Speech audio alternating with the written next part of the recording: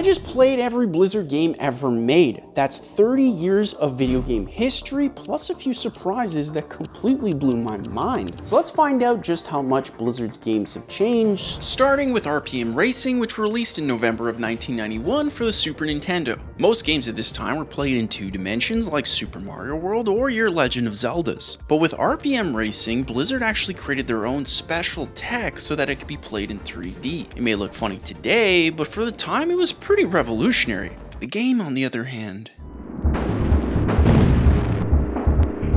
not so much. Turning feels impossible, the direction you're driving never feels right.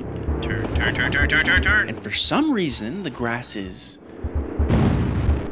dangerous. But what's most interesting is that RPM Racing was built before Blizzard was the behemoth everyone knows today, because during this time, the company was actually known as Silicon and Synapse. I had $11,000 left over in my college fund, and I took that 11 to start Blizzard. Mike borrowed $11,000 from his grandma, and Blizzard started with $22,000, and we never took another penny. You see, after borrowing $30,000, 3 university students started the company with a single goal: to make great games. Mike Morheim is our vice president. Frank Pierce is one of our senior programmers, and Mike, Frank, and I, we were the founding members. But what they didn't know is that their games wouldn't just be great.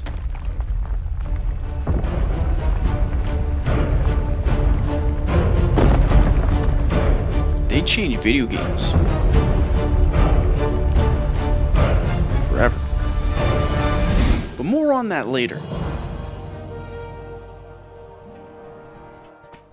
6 months after RPM Racing, Silicon and Synapse drops the Lost Vikings on May 4th, 1992 for the Super Nintendo. And it's absolutely wild. The idea is simple. There's 3 Vikings with unique abilities that get abducted by aliens because of course they do. So, naturally they have to find their way home. Eric the Swift moves fast, Balog the Fierce has a sword, and Olaf the Stout is,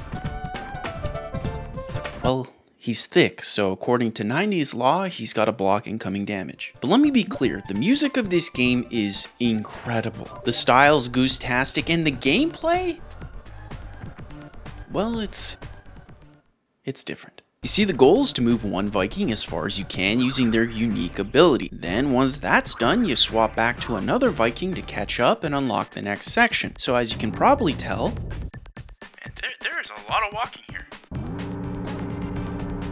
Riveting, I know, but let's be honest with ourselves. It's 1,000 times better than the racing game where grass kills you.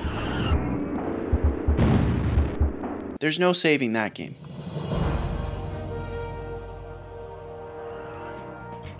Woo! Oh my god, this is the greatest game ever! Wow. They somehow made a sequel to RPM Racing and, Yo, the music slaps! Like, this might be one of the most metal things I've ever seen in my life, and it's unironically incredible. You see, somehow on June 4th, 1993, those 3 university kids started finding their flow. We started to talk about making the tracks bigger, about putting weapons on the cars, of doing all these things to make it actually a fun game. And I really mean that, because for real, Rock and Roll Racing might be one of the most fun games I've played in years. This game is incredible. Like, for the love of God, why are we not remaking this? Remake this game. Remake this game. You don't even need to be into racing games to love this game, because it's just a good time. It's got hit rock songs from Black Sabbath, Steppenwolf, and Deep Purple. Oh, and the characters you race as also seem to have the coolest names ever. Yeah, of course I'm gonna play a guy named frickin' Cyberhawk. Cyberhawk. Look, Rock and Roll Racing might have one of the best sequel glow-ups I've ever seen. It just came together and felt and played amazing. But I'll be honest, I have no idea where this team goes next. I mean, it is the 90s, so for all I know, they could be making a Superman game where he fights a bunch of goat people. But like, there's no way that could ever happen.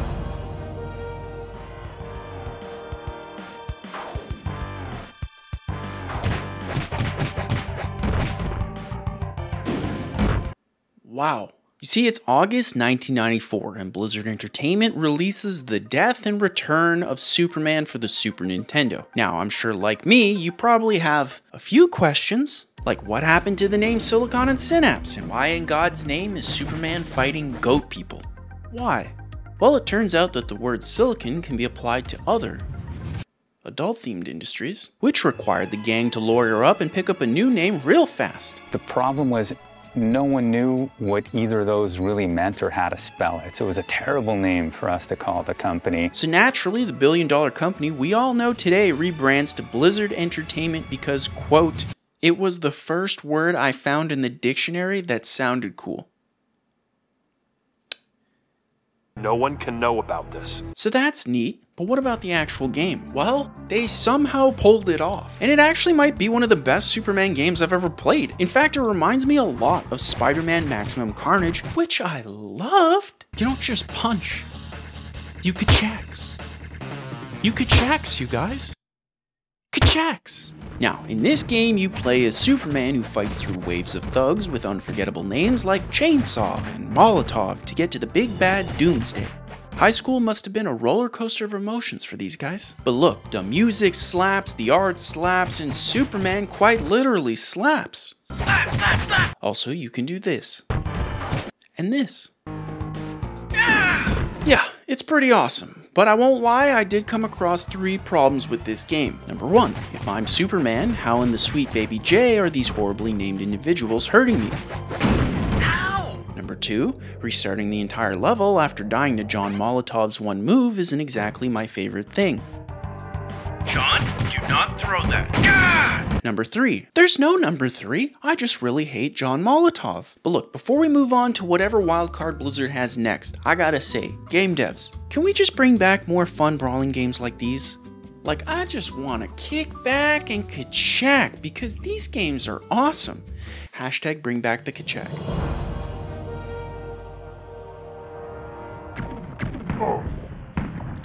Oh my god, this game is so freaking metal. Look, I'm gonna be real with y'all. In September of 1994, Blizzard basically took Ubisoft's Prince of Persia game, renamed it to Blackthorn, and then gave the prince a gun. Get down. Like, you basically play as the Terminator with a double-barreled shotgun that you shoot with one incredibly muscular arm without looking. I love everything about this game. Everything. Because not only does this game look more metal than Mario, not only does this game have the best animations even by today's standards, and not only is the main character awesome despite being named Kyle of all things. You're Kyle? Yeah. Prove it. All right. But I truly cannot emphasize how incredible shooting a guy one-handed without looking is. How do I shoot? Oh. 3 things. Number 1, everyone named Kyle needs to thank Blizzard for somehow making your name cool. Can you say that again? Number 2, I immediately apologize to everyone named Kyle, whom I most likely just offended. Just the way you said it. And number 3, alliteration, because Blizzard better bring back Blackthorn, baby. Try saying that 3 times fast. In the age of chaos, 2 factions battled for dominance. Well, while this might not be a new Blackthorn game, it is the first game in the Warcraft franchise that would go on to gross $1 billion. So naturally, I was pretty excited to play it. You see, Warcraft Orcs and Humans releases November 23rd, 1994 as not only Blizzard's first Warcraft game, but their first real-time strategy game. Welcome to the world of Warcraft. Now, while that line does hit incredibly different today, back then it was pretty new. Everything about Warcraft was just being figured out, and as someone who's never played the original Warcrafts, I could not be more excited to play. Is that as fast as the game goes? Yes. Okay, but do I actually have to click on all these guys to move them, or? Yes. Oh my god, is it yes the only word they know? Yes. Okay, so the game might have a few kinks here or there, but there's still something here, something I can only describe as special. Yes. Because Blizzard definitely still tried incredibly hard. And I think that that's something that I sort of carried with me. You know, let's get it right. Let's get it as right as we can get it. And even if it means missing a few opportunities, other opportunities will always come along, and just kind of having faith. You get a fully fledged human and orc campaign with an amazing narrator, I might add. Construction of a barracks for defense is also advised.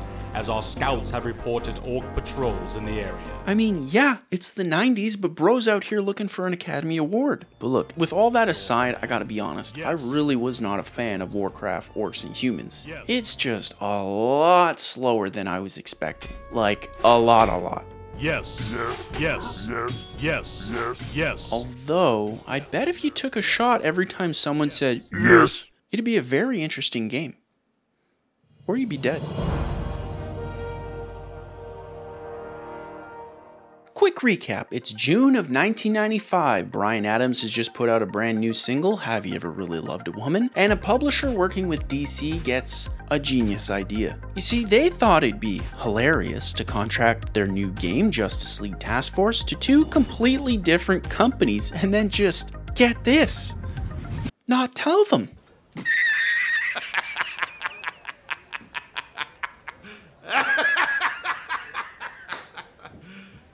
You serious? Now, one of these companies makes the Sega port that does not release super well, but the other is picked by none other than Blizzard, who builds their version for the Super Nintendo. But while this may be Blizzard's second DC game, it's absolutely nothing like the death and return of Superman. In fact, it's a lot more like the Injustice games, but if they were made in the 90s. And yeah, I had no idea.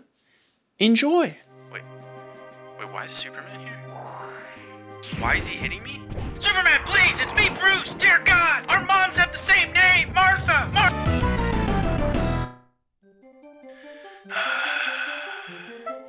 Now, either I'm horrible or the game is incredibly unfair and difficult. I'm pretty sure I knew the answer, but just to be sure, I tried someone with actual powers. Okay, let's try Jason Momoa. I hate this game.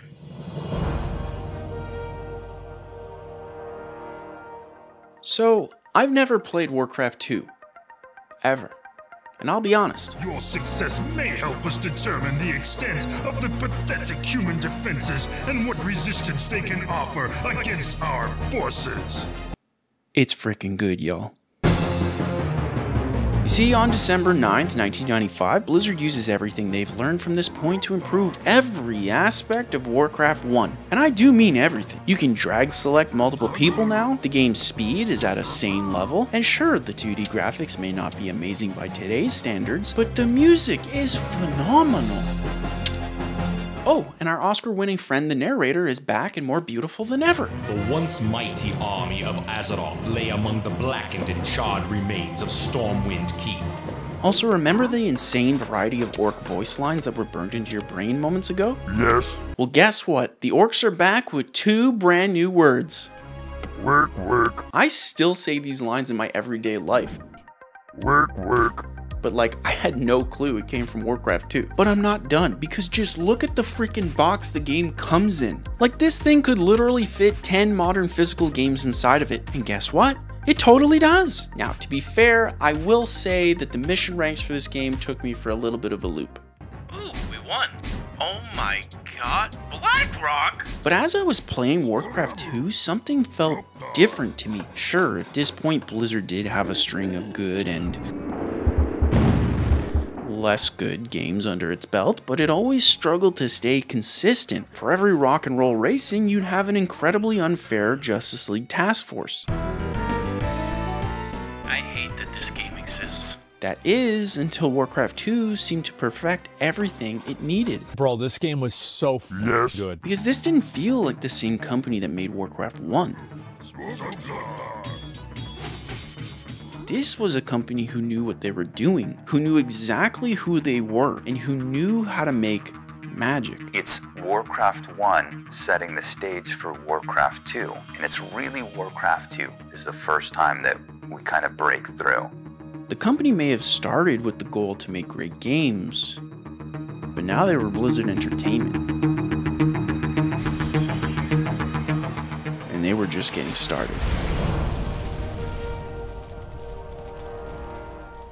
A year after Warcraft II, Blizzard drops Diablo on January 3rd, 1997. And guess what? It only exists because of Justice League Task Force. But if you're like me, you might be wondering how the heck that's possible. Well, remember that other company that made Justice League Task Force for Sega consoles? Well, it turns out that they not only hated the experience, but also bonded with Blizzard, who also hated the experience. The two companies get to talking until the studio head pitches Blizzard an idea for a new game. They apparently liked it quite a bit because they acquired the company and completely rebranded under the name Blizzard North. That's right, Justice League Task Force very awkwardly limped so Diablo could walk, albeit very slowly. Now before I tell you how I feel about Diablo, we gotta cover some facts. Number 1, I've never played this game. Where am I? Number 2, Blizzard's launcher is a horrible way to play this game. Nice. Number 3, the sorcerer being dressed in Canadian drip by default feels like a hug given to me 27 years in the past. And number 4, these frickin' rascals cooked. All hail the power of the Canadian. Look, I totally get why everyone loves the original Diablo, because Blizzard just nails the atmosphere. The art and the music add so much to this feeling of dread, and the voice acting for 1997 once again feels Oscar-worthy. Stay a while and listen. Of course I'm gonna stay, Deckard, okay? Of course I'm gonna stay. But what really blew me away was the gameplay. Sure, it looks simplistic, and in some ways it kinda is. The game is played by just clicking things. You click to move, you click to talk, and you click to attack. But the game's simplistic and slow nature actually forced me to pay attention, which is something newer games just really don't do these days. There's no arrow telling me where to go, there's no direction or in-game help. It's really up to you to figure things out, which can be scary sometimes. Huh, I wonder what's in here. Dude, stop, please, stop! But while you might think that'd be incredibly annoying, it feels like the complete opposite even 20 years later. We're building a huge number of puzzles, and they'll be randomly placed into randomly generated levels, so you'll be able to go back and play these games over and over and over. You have to learn about the world, talk to the characters, and then make your way through the procedurally generated and incredibly dangerous dungeons. I'm unstoppable. Okay. Which feels really rewarding when you make it through. Like, I was hooked the entire time I was playing it, and when I wasn't completely focused... Also, look at this box. Why are games not made like this? Like, this is just the box, and it looks like everything I'd ever want in my life ever. Like, it feels like Blizzard isn't just making some game, it's making a brand new experience that they package in the form of a present. These things are awesome, and I hope they never go away.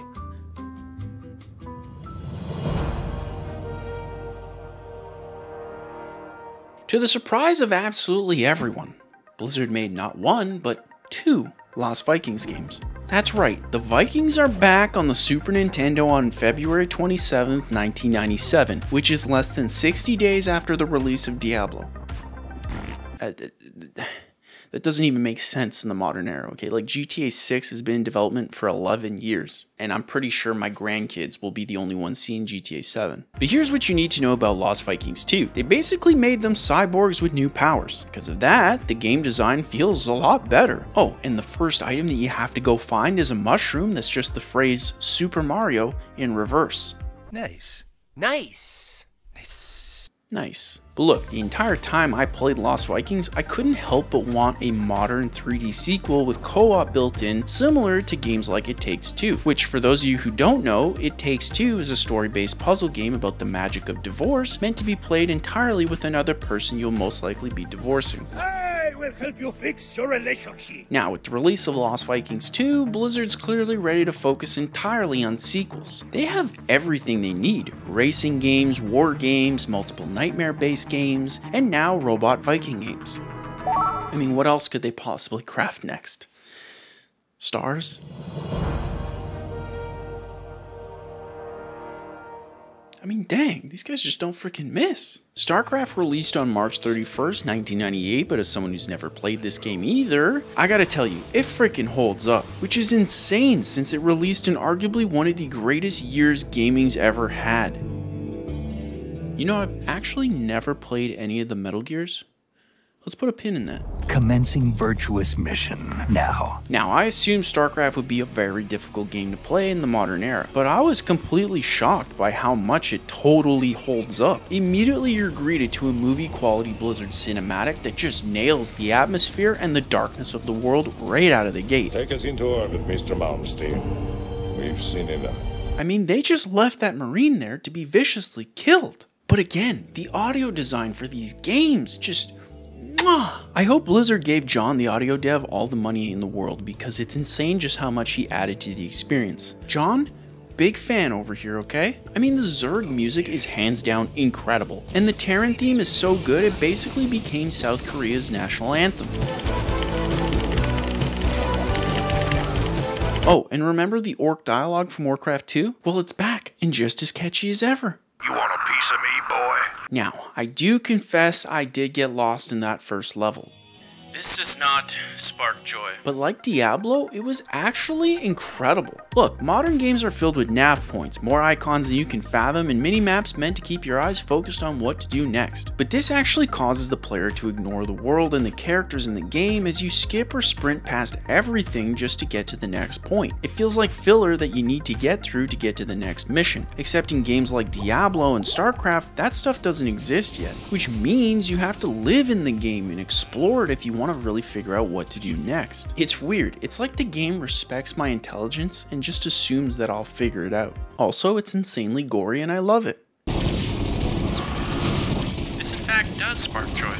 Now, unlike Warcraft, in Starcraft you play as 3 different races: the Space Trucker Terrans, the disgusting but awesome Zerg, or the Pylon-obsessed Protoss. You must construct additional pylons. The campaign's great, but the multiplayer is where Starcraft truly shines. You see, the goal is to gather as much resources as possible to grow the biggest army and defeat your opponent. Not enough minerals. I know. Every race has their own special units that can be countered and, most importantly, must be controlled manually.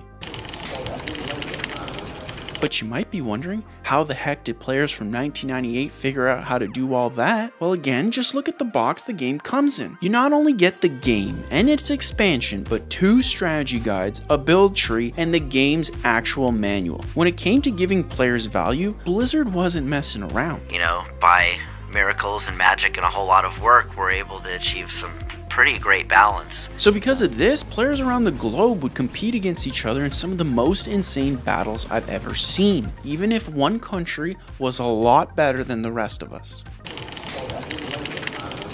I mean, StarCraft wasn't just a good game or a great game. StarCraft was a global phenomenon.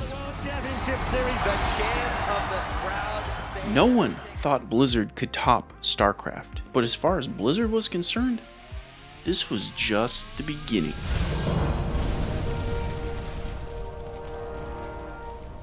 Does Blizzard have the record for best gaming streak of all time? Within the span of 5 years, they released Warcraft II, Diablo, Starcraft, and on June 29th, 2000, they dropped Diablo II. Spoilers, it's an instant classic. But stop me if you've heard this before. I've also never played Diablo II either. I know.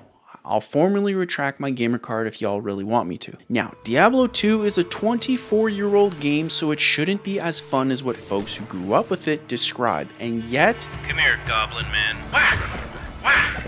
I was addicted, okay?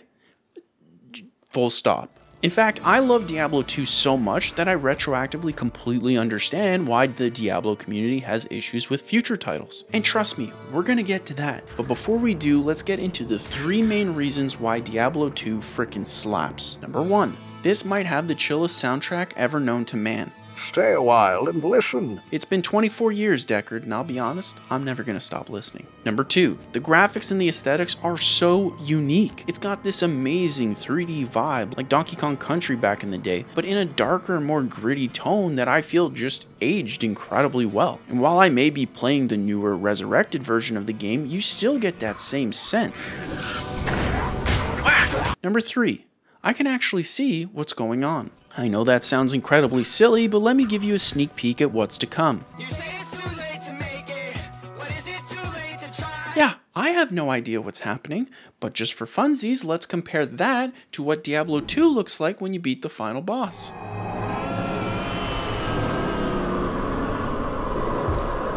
Also, because Blizzard felt like flexing on what already seems like a perfect game, they added a secret level where the bad guys are cows that speak with the most polite tone I've ever heard.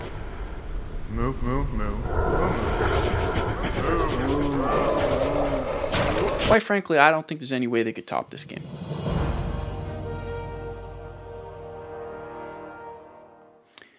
This might be one of the greatest games ever made. You see, on July 3rd, 2002, Warcraft III blows everyone's minds. This entire city must be purged. The graphics defied all expectations from Warcraft II by making the game completely 3D. The story was so good it spawned a movie franchise set in a date and time that no one asked for. And the world ended up being so popular that it led to one of the most influential video games in history that we're definitely gonna get to. But what you might not know is that Warcraft 3 was the very first Blizzard game that I ever played. It was the first time I experienced the Blizzard magic. Like, I still remember playing the game in my parents' computer room, running Windows XP in the same computer room every single person had back in the 2000s. Seriously, how rich was the guy who came up with that desk design? Everybody had it. But let's back up, because you're probably still wondering why I think Warcraft 3 is one of the greatest games ever made. You see, real-time strategy games were synonymous with big armies and resource management, which Blizzard clearly mastered by this point with games like Starcraft.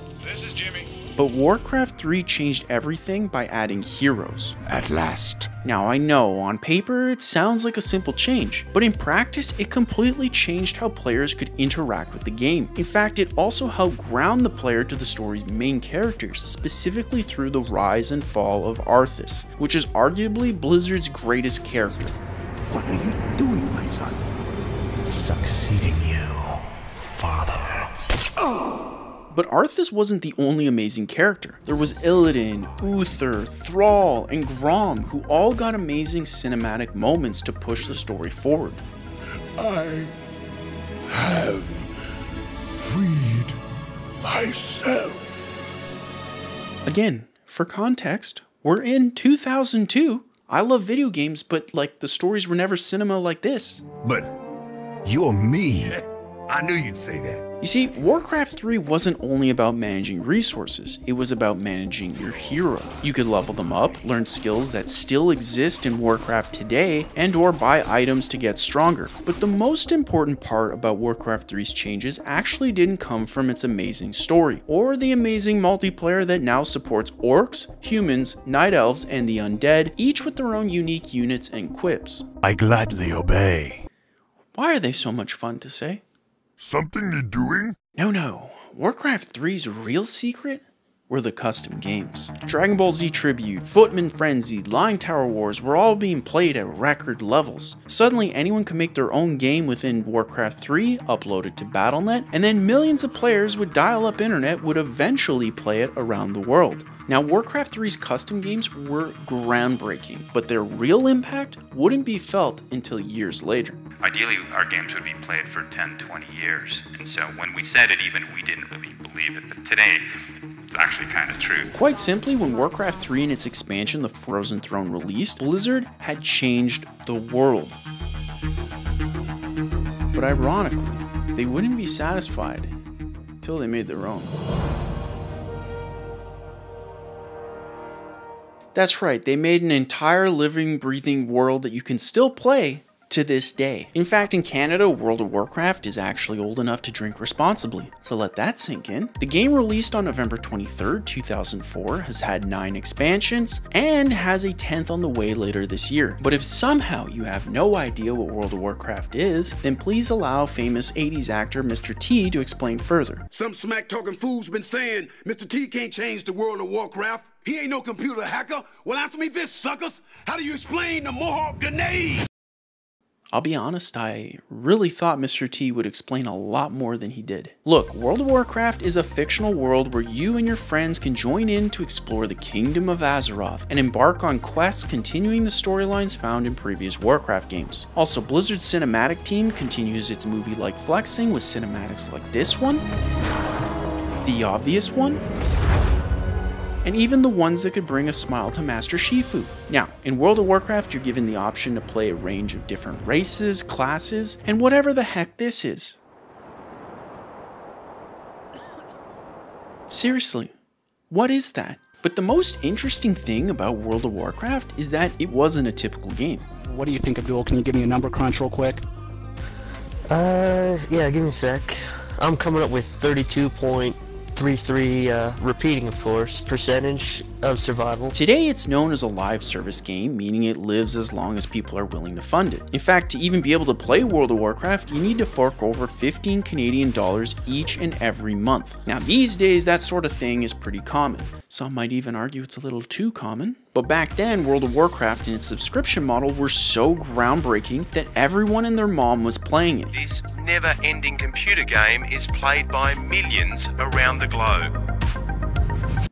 Everyone except me. Who knew convincing your parents to give you their credit card so you can play in a fictional world instead of the real thing would be so hard? Now, because of that, I never got to experience classic WoW. To be clear, I would eventually try the one where the world explodes, the one with Kung Fu Pandas, and the one where they revived Illidan to boost their subscriptions. But I missed the ones everyone loved, like the one about Arthas from Warcraft 3, or the one about some god guy named Sargeras who sends his Burning Legion army through a really big door for some reason. Now, I may never know why some god made something called the Burning Legion, but at least you know that I know some WoW facts. But none of the expansions I played really hooked me, so I always wish that one day I could just somehow go back and get the classic World of Warcraft experience. You don't want to do that either. You think you do, but you don't. Oh. Well, I don't know. It kind of seemed like it would be fun. No. Well, I don't know. I mean, I kind of feel like it'd be a little fun.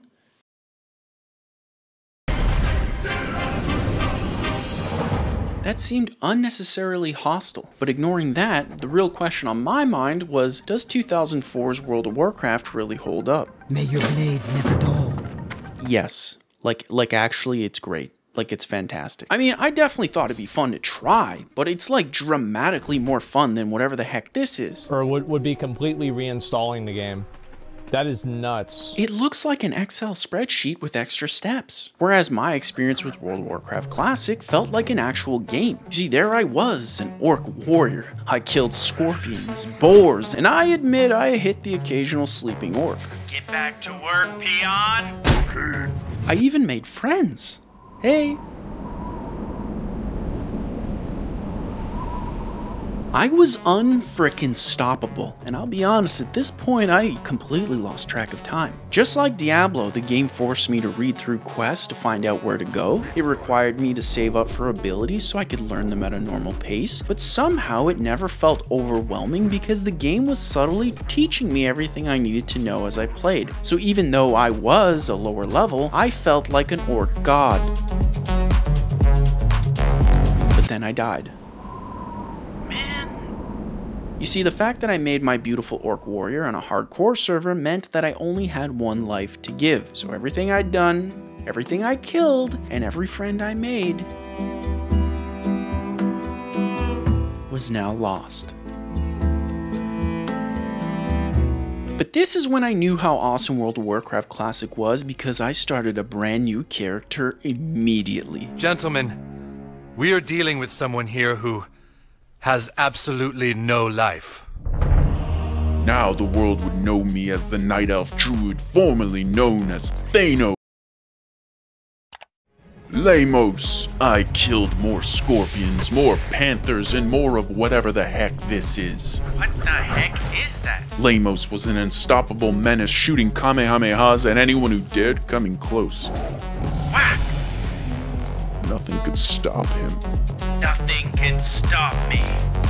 But then I realized I'd been playing a lot longer than I care to admit. Dear God, how long have I been playing? So I had to do the unthinkable. I had to kill Lamos. How do you kill that which has no life? Yeah, I just logged out. It wasn't that hard. So in summary, this version feels like a game designed by someone unable to pass a CAPTCHA, and this version feels like if your 9-to-5 job was actually fun. The longest I've ever played it for was 12 hours, and that was just because the guild wanted me on for that long. But what you don't know is that World of Warcraft was so addictive and so successful. World of Warcraft, I need to play! That players weren't the only ones who were interested. A terrible darkness has returned to our world. asking you to be okay not spending money that I don't have.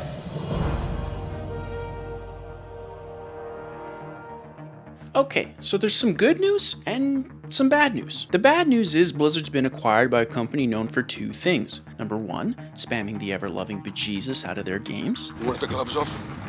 They're off. And number two, money! That's right, the CEO of Activision, Bobby frickin' Kotick, decides the company needs a huge, massively multiplayer online game in their portfolio. What else can I help you with? So as of 2008, Activision buys up all Blizzard shares and merges into the wonderfully named Activision-Blizzard. But here's the good news. Their first game is Starcraft II, and it's a banger. Hell, it's about time. It releases July 27, 2010, and I can confirm, the people of South Korea were beyond hyped. Surprisingly, it looked like Activision hadn't changed anything. Blizzard's magic seemed to still be there. And I mean, just look at this. And now this.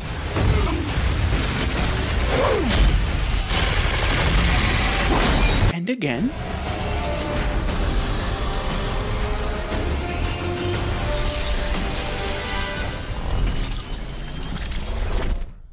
Blizzard, I want you to know that if you make 3 hours of just this, we'll all be there to give you money, okay? All of us. Now, Starcraft II was the first Starcraft game I'd ever played, and let me tell you, even though it's been 14 years since Wings of Liberty released, I felt an insane amount of nostalgia when launching it. Oh, that's nice. It just goes to show how powerful a game's theme and user interface can actually be. 343, you hear that? That message is for you. The new 3D graphics are phenomenal, the music is still on point, and honestly, it just feels like a really well-polished version of StarCraft. It seems the end war you warned of has begun. But this wasn't a Blizzard game. This was an Activision Blizzard game, and it turned out that Bobby had priorities. I'm asking you to be okay not spending money that I don't have. So to make the most money, the game was split into 3 separate games that would be released in chunks: Wings of Liberty, Heart of the Swarm, and Legacy of the Void, each focusing on one of the StarCraft factions and expanding on top of the original game. Sure, it was different, but given Blizzard's experience with expansions and the fact that we get 2 more games with cutscenes like these, the merger didn't really seem so bad after all. The returning characters like Jim Raynor, Sarah Kerrigan, and Tychus were back and better than ever. And of course, StarCraft's multiplayer felt freaking goose-tastic. It was awesome. But for some reason, StarCraft II felt different than something like Warcraft III, because the competitive multiplayer was actually the best part, and the custom games, they just felt okay. Now, I'll be honest, I may be terrible at StarCraft multiplayer, but it feels so good to send 1 billion Zerglings to your opponent's base. There's no coming back from this.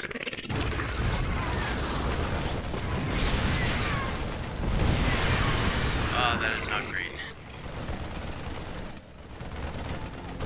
Now look, I love StarCraft II so much that my brother and I actually started watching competitive games just so we can learn as much as possible. The scene felt like it was exploding, and thanks to the amazing casters like Tasteless and Artosis, high-level plays that looked impossible somehow became understandable. How do you know Protoss players are so famous? How? Because they have a lot of stalkers. I really miss that stuff and hope we get a StarCraft 3 sometime soon. But I may have to wait a bit. I mean, it's not like Blizzard's known for pumping out games. Okay, it's May 15, 2012, and Blizzard's starting to pump out games a lot faster. For reasons I'm sure we'll never truly understand. Our responsibility is to bring joy and fun to people around the world. Diablo III launches to huge worldwide sales. But it's got a few problems. The queue times are insane. The new real money auction house feels more like a business feature than a player feature. This new auction house will trade your real-life dollars for digital items. And the community's now been divided into players who want Diablo to look like this. Am I going the right way? And others who want it to look like this. But before I dive into that, I want to share why Diablo 3 is so special to me. You see, back in 2012, I'd been working in construction for years, if you can believe it. The hours were long, my body was always sore, I had no money or time to see anyone, and paving roads in 40-degree Canadian heat wasn't exactly my favorite thing. Sure, working outside was awesome, driving dump trucks was cool, and operating heavy machinery basically feels like operating a frickin' transformer. Seriously, it's awesome. But here's the truth. I was miserable. Like, I remember I spoke so little during work that when I'd visit my friends on the weekend, I'd actually stumble my words. Boom! That just happened. It was that bad. But then I found this 3-year college course in software development. It had a paid internship to keep my savings afloat, had great word of mouth, and would get me one step closer to things I actually liked. Except, there was a catch. You see, if I wanted to enroll, I needed to get 2 years of advanced math credits within a 6-month period. Something that, if I'm being honest, felt impossible. Like, seriously, the idea of a country boy like me becoming a software developer genuinely made no sense. But I couldn't stop thinking about it. What if I could actually do it? Where would I be? So I took the biggest risk of my life at the time. I quit my job in construction, used whatever savings I had to buy all the math books I could ever need, and got to study.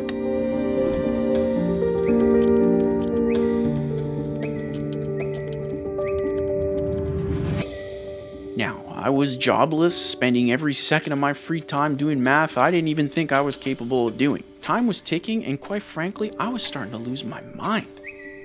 Alright, this is the first song I learned from my keyboard for Christmas.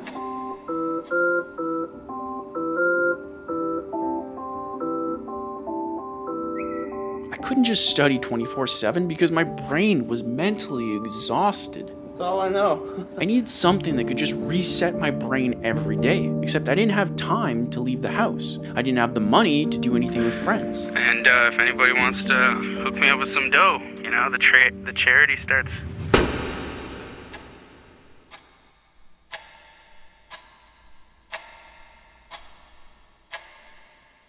But then,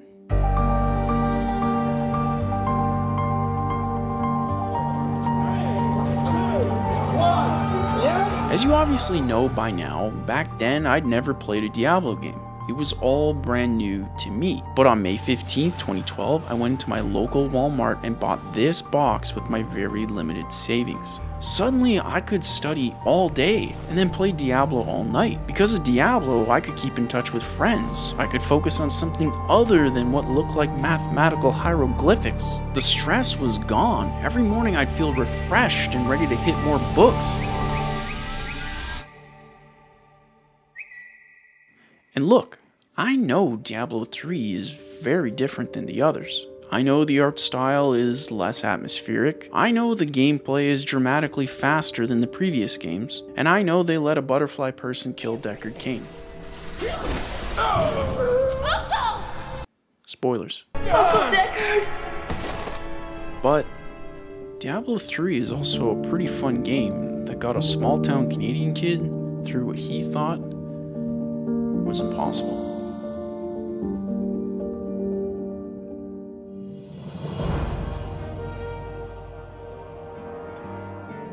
Now this one's gonna be a fun one because I love playing Hearthstone. Oh, okay. Alright. Okay. Okay. Alright! God! Oh my god. Blizzard, what happened? It looks like a Warcraft dwarf had a one-night stand with a casino.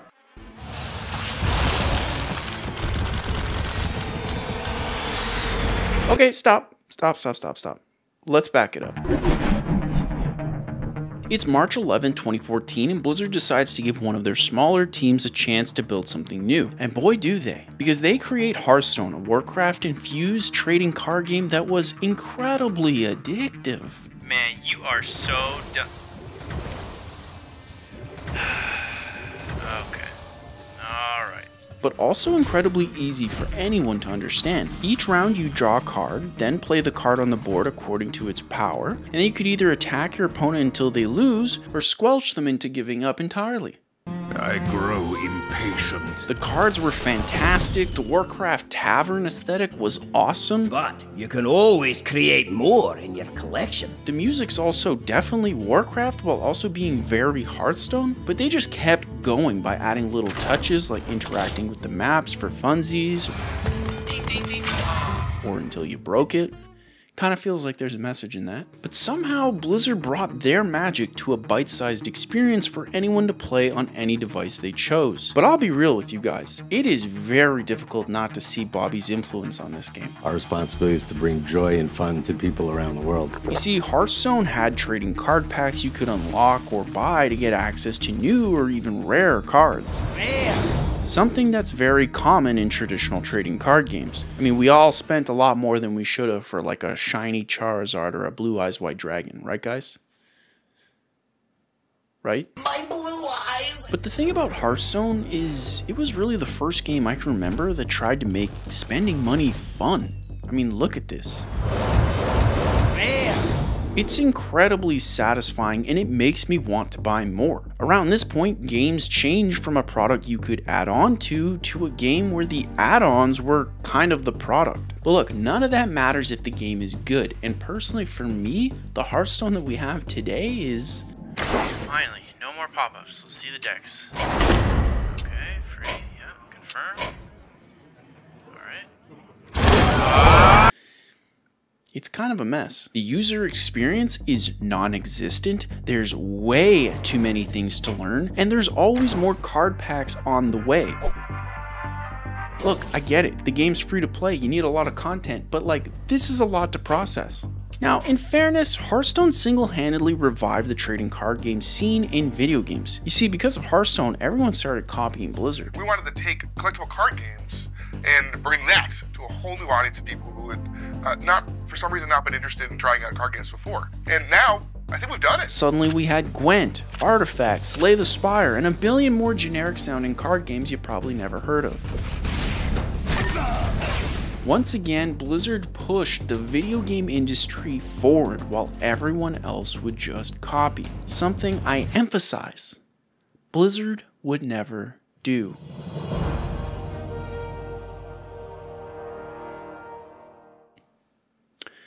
Well, now I just look stupid. If you don't know, Heroes of the Storm is what happens when Blizzard jumps on a trend 12 years after it's turned into a billion-dollar industry.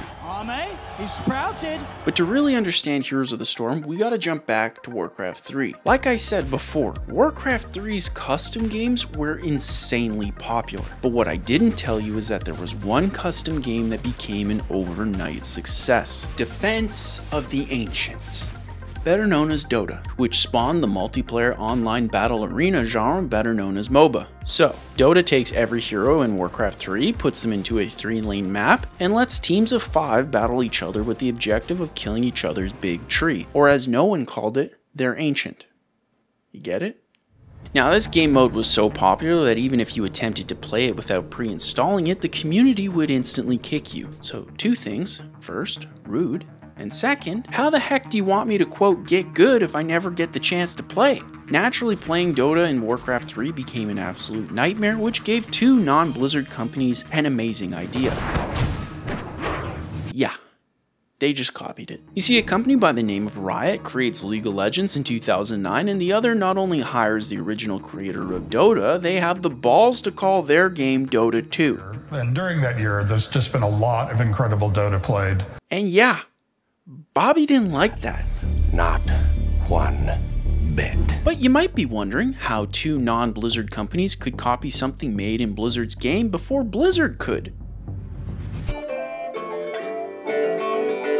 Yeah, they might have been asleep on the wheel on that one. But look, don't worry, because a few years later, they finally get around to it and release Heroes of the Storm.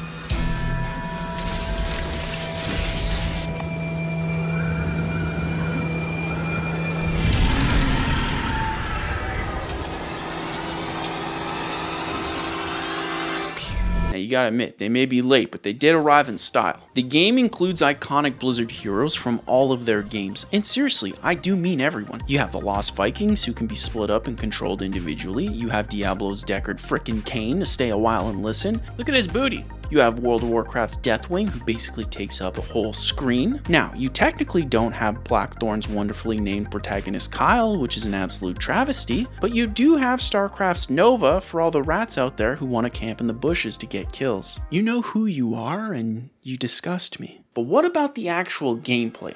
Is it good? Dude, we're getting wrecked. I don't want to be wrecked anymore.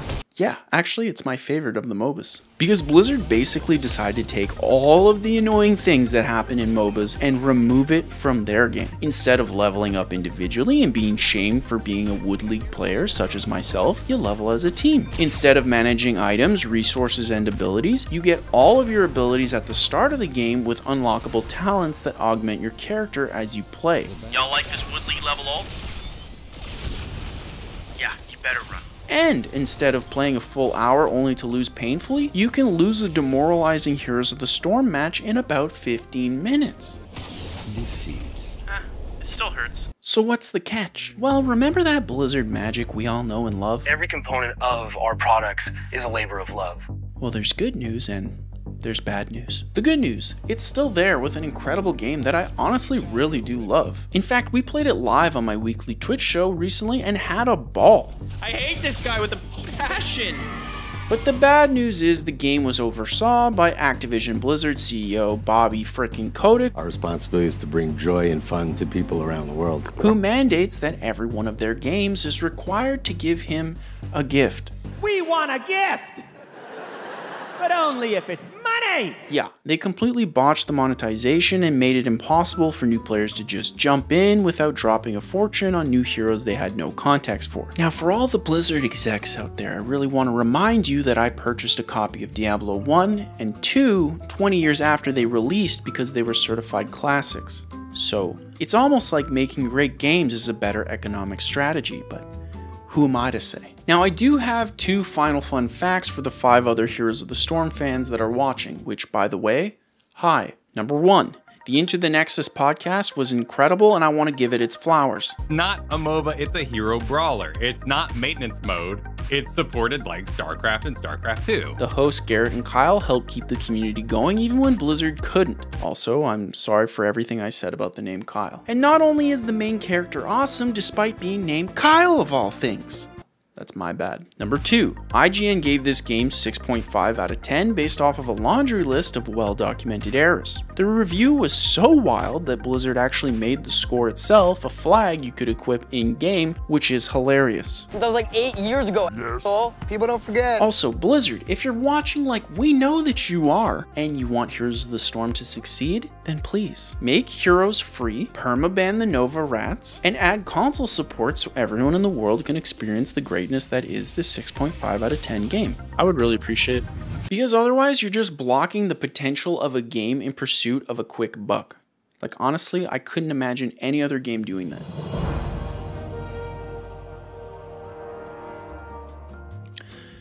I'm gonna say something that makes absolutely no sense, and yet it's true.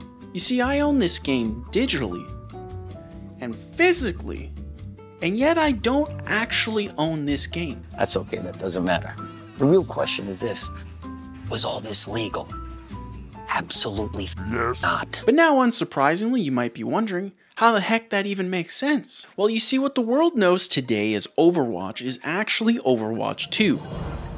But we'll touch on that later. For now, be warned, the only footage I can actually show you is either from trailers or whatever recordings I could find from 2016. Because on May 24th, 2016, Blizzard releases the original Overwatch, a 6v6 multiplayer first-person shooter built from the remnants of their secret MMO. You see, despite all their best efforts, Blizzard couldn't figure out how to get their MMO to work. So rather than scrap it entirely, they downsized the team, hoping they could piece together something new. And yeah, they somehow did exactly that.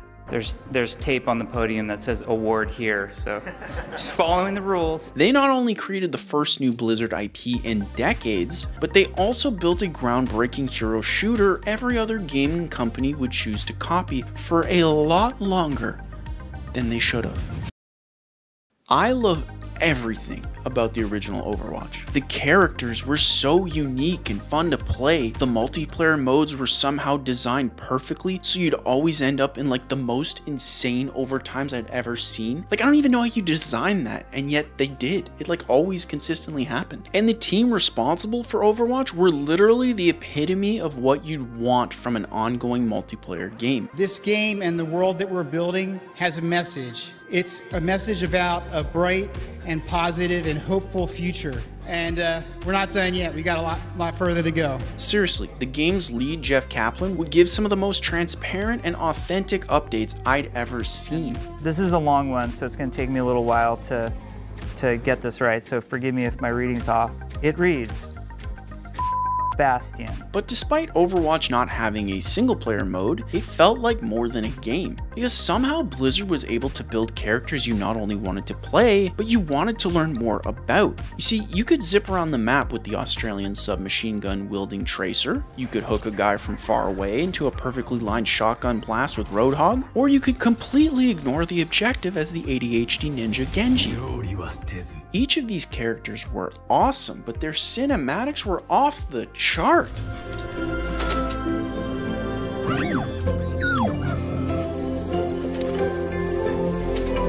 Just make a movie, Blizzard, okay? We all want it. But look, somehow the game gets even better because Overwatch just lets players play however they wanted, even if the way they wanted was incredibly stupid. You could patrol the map as an army of tank operating bastions, you could set up a cheesy wall of turrets together as a team of Torbjorns, or you could give your opponents a free win by playing a group of Genjis. Seriously, Genji mains, just play the objective. The sky was the limit with Overwatch. But Overwatch did have a few problems. Number one, there's no campaign, which feels criminal because the world is so interesting. Only a Shamada can control the dragons. Who are you? But who knows, maybe they'll attack that in the sequel. Number two, like Hearthstone, this game made spending in-game money incredibly addictive. Like really addictive. Like so incredibly addictive, it created a huge trend that would plague the entire video game industry for years. Addictive.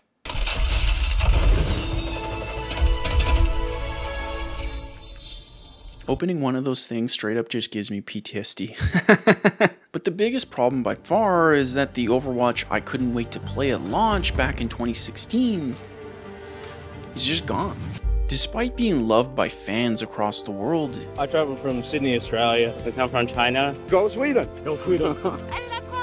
We are from Huntsville, Alabama. You literally can't play it anymore. So I'm hoping that whatever Blizzard has planned next at least has the fans in mind.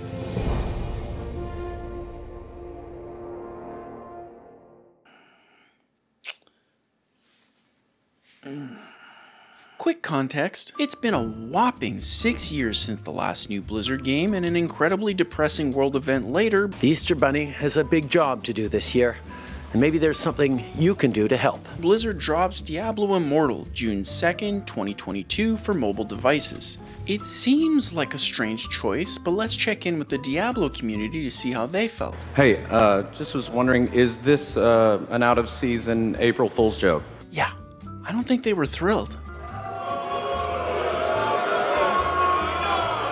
Do you guys not have phones? Yeah. Diablo Immortal focuses heavily on monetization with some of the wildest news articles I've ever seen. Do you have a question, Kelly? Yeah, I have a lot of questions. Number one, how dare you? And the most depressing thing is that this game is most likely Blizzard's most successful game by a lot, because it makes an alleged $2 million every single day. Sounds like a get-rich-quick scheme. Yes, thank you. You will get rich quick. We all will. Who's spending that much money on Diablo skins?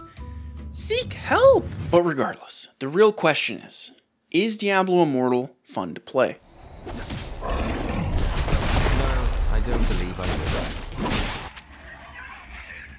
It's actually not bad.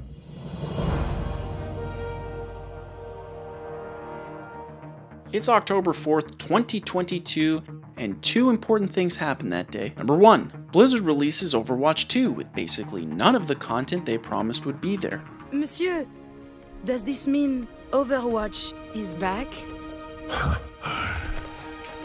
No. And number two, Activision Blizzard officially murders Overwatch 1. No more Hanzo, no more Genji, no more Torbjorn. But before we talk about the game that is Overwatch 2, I have to let you in on a little secret. You see, the reason I started doing these I Play Every series is because I wanted to show the world the journey the game developers take to make great games. I wanted to show how every Spider-Man game eventually leads to Insomniac's Spider-Man 2. I want to show you how a company like DMA Design eventually becomes Rockstar Games and makes one of the biggest entertainment products ever. But I can't really do the same thing here, because for the very first time, Activision Blizzard just decided to force one of their own games out of existence. And what's even worse is that this new game, the one replacing Overwatch, can't even be bought physically. Like, it just doesn't exist. You see, since Warcraft II, Blizzard's released every PC game they made on big boxes like these, including digital games like World of Warcraft, Diablo III, and even Heroes of the Storm. They all got one, and they were like little treasure boxes of goodies that just also happened to have a really good game inside. But now, that's gone. And all that's left is this. Yeah, I just don't like it. Because with Overwatch 2, Activision Blizzard seemed focused on two things. Number one, keeping that monetization train going from the original Overwatch. And number two, making this game an esport. You see, if you don't know, esports have taken video games by storm, because instead of crafting a fun game and letting the community create its own competition, the video game industry has decided to use esports as a tool to monetize skins, the viewing experience, and most importantly, increase the longevity of their games. Except the problem is, games who push esports have basically become a blur of ADHD pixels played by people for money, yet made unwatchable by people with money.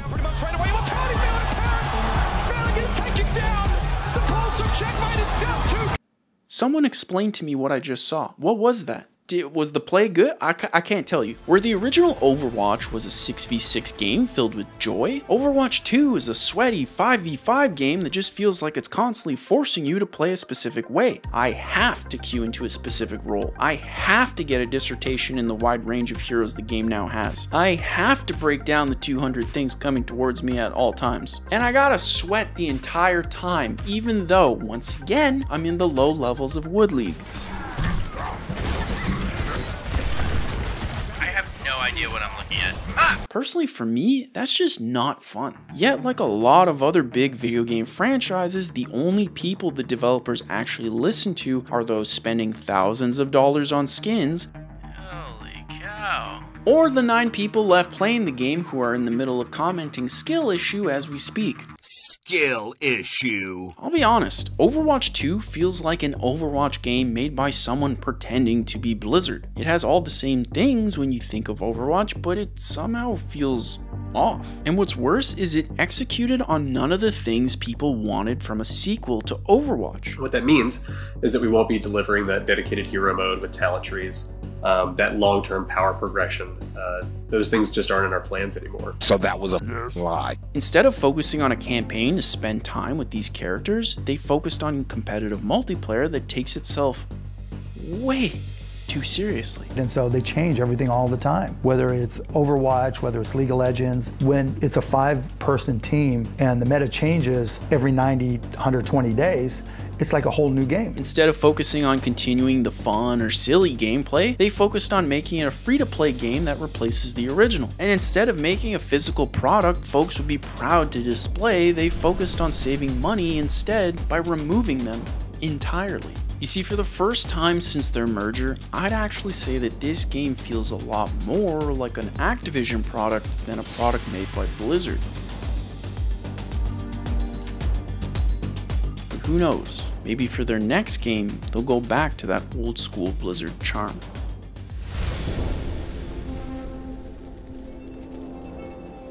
It's June 6, 2023, and Blizzard's back with a sequel to Diablo that's not made for phones and seems to be a return to the classic Diablo experience. So already, Blizzard's got everyone hyped, including myself. But how does it actually hold up? And more importantly, is Blizzard back? Diablo IV takes the strategy of refining things the series already did so well, rather than giving it a massive overhaul.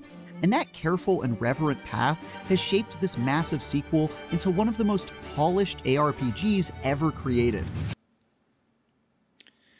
So there might be a little bit of a disconnect here. For context, I played Diablo IV on my Xbox the day it released, and I could not have been more bored. But to be fair, it got a few updates since then, and if we're being honest, Diablo's been more of a PC game anyway. So I installed Diablo IV a second time to make sure it gets its fair shake. Now, what you see here is a pie chart containing my experience with the first hour of the game. But why the first hour, you ask? Well, the world is a very different place than it used to be. Diablo IV can be played on Game Pass along with hundreds of other games for a small monthly fee. Social media has more content than you could possibly watch in a lifetime, and streaming platforms are collectively going into massive debt just to get you to watch even 1 minute of their content.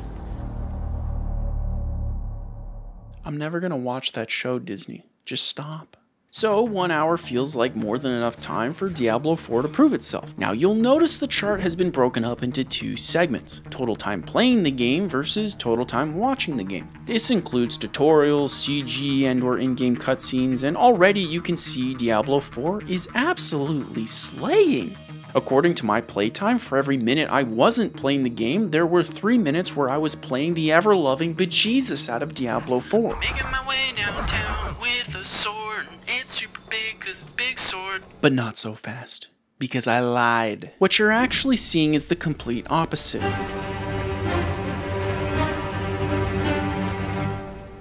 Allow me to explain. You see, in the first 10 minutes, you're given a beautiful CG trailer where you meet the main villain, Lilith.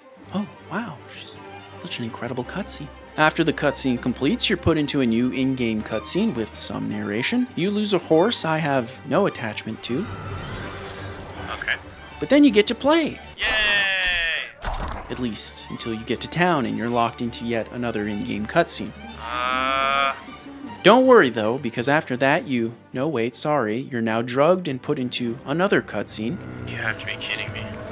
Then you're given one more cutscene you're not even involved with. I'm not even involved with this! But then finally, you get to play the game. Now, can you guess what the game wants you to do? Follow a nav point? Exactly. The game wants you to ignore everything about the world and its people so you can just follow this nav point and Superman through hordes of enemies on your way. This is often the hardest part,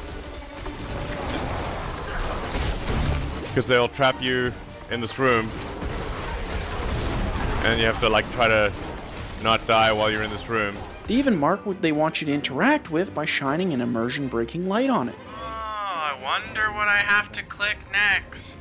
We wouldn't want you to have fun trying to figure it out, now would we? Finally, there's one last cutscene, because of course there is, with a stranger who feels a little too comfortable sharing what could actually be the dead horse he lost at the start of the game. Sure, it's got antlers, but it's a world of magic. At this point, I have no idea.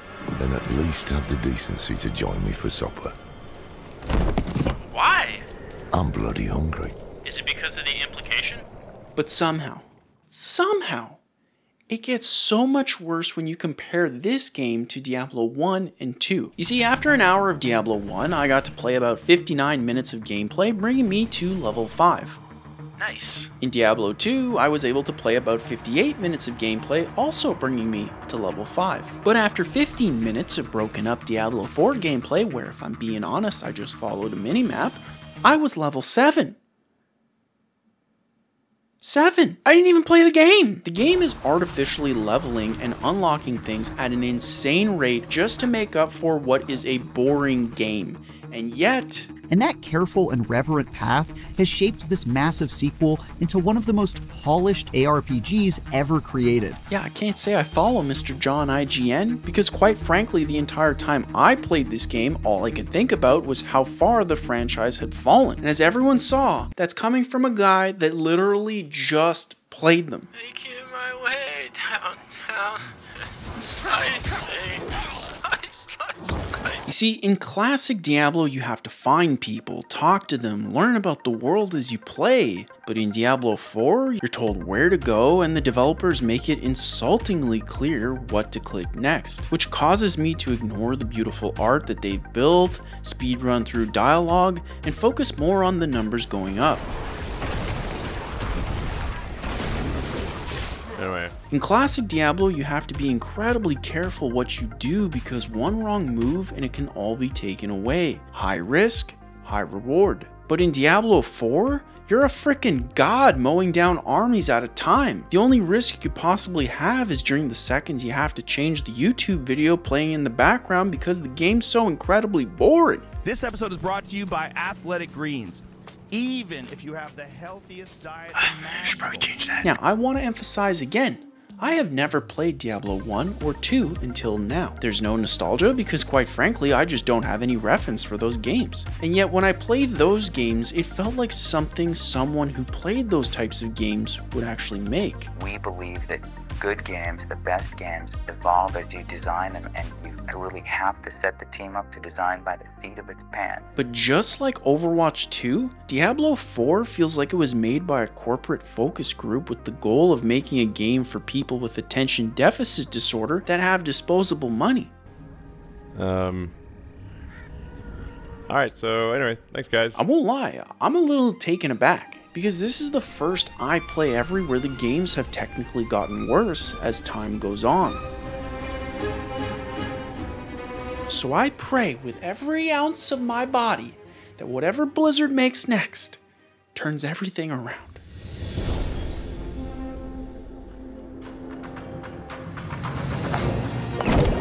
Dingo!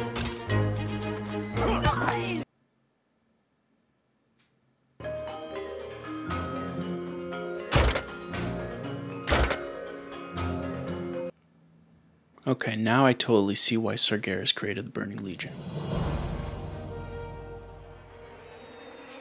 Blizzard started with $22,000, and we never took another penny.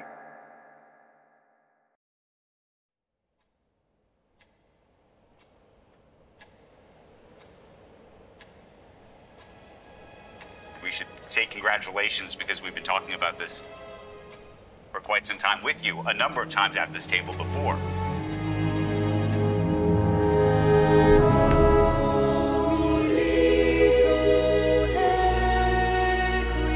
Microsoft is going to be buying Activision Blizzard. $68.7 billion to acquire Activision Blizzard. The largest acquisition in gaming history. Possibly the biggest name in gaming.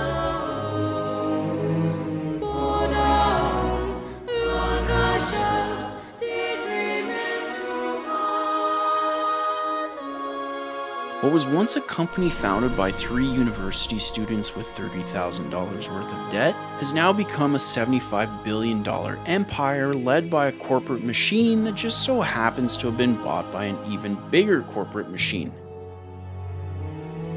Alan Adham is gone, Mike Morhaime is gone, and Frank Pierce is gone. But does that really mean that the Blizzard we knew is gone forever?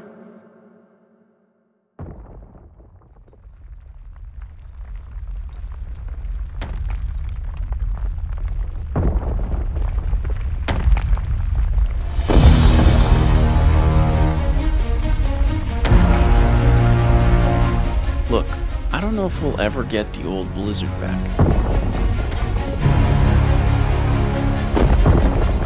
And I don't know if today's Blizzard will ever top what came before. But there's one thing I do know.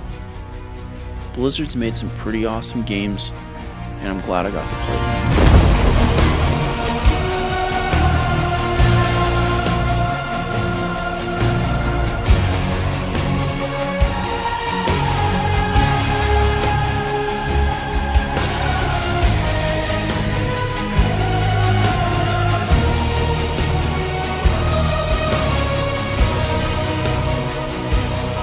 So now's your chance.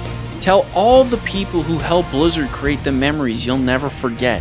What makes them so special to you, to the founders, the developers, the artists, and everyone else who sacrificed years of their lives to build something special. From all of us watching, thank you.